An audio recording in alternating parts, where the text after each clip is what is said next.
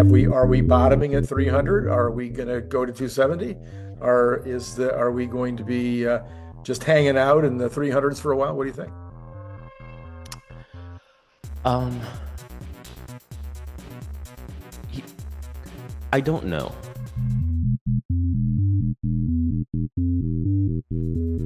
Oh, there you go. That's Right? Isn't that what your viewers want to hear? I don't know. Um, he, Let me zoom out, and then maybe I can come to a opinion as I zoom back in. okay. I think we've seen a lot of fear in the market that we're going to be in a recession and that things are going to go awful. In fact, my father-in-law was in town, um, and I've kind of talked to him a little bit about things that I'm seeing that I think is going to happen. I think unemployment's going to go up. I think we're going to see layoffs. I think you're going to see housing prices come down because you're going to see a lot of inventory. I think you're going to see a lot of things happen that aren't great, but it seems like everybody thinks that we're going to have a recession, which tells me we're not going to have a recession. Because did 2022 to today teach us anything?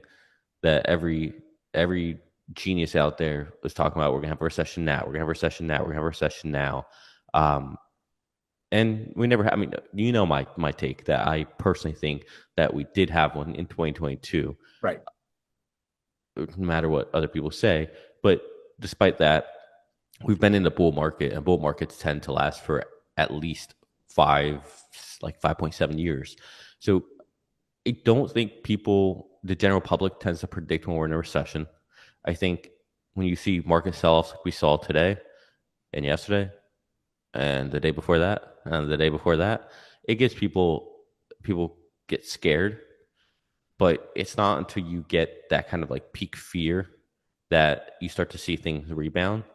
And when I see people like Galley selling 10% of his shares, everyone's got to do what's right for them.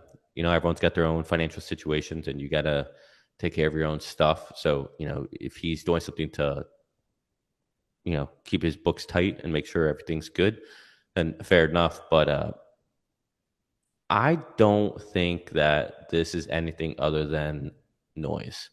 I don't think this is anything other than normal end of February into the first 2 weeks of March trading activity. I think this is pretty par for the course, to be honest. We just ripped from Tesla was at like 250, and we ripped all the way up to 480. It's like, to think you could go that high that quickly and not have a drastic pullback is nonsensical. And to think that it's just Tesla is also nonsensical. We saw Palantir go from 60 to 125, I think. Yeah, 125 to now back down to 87.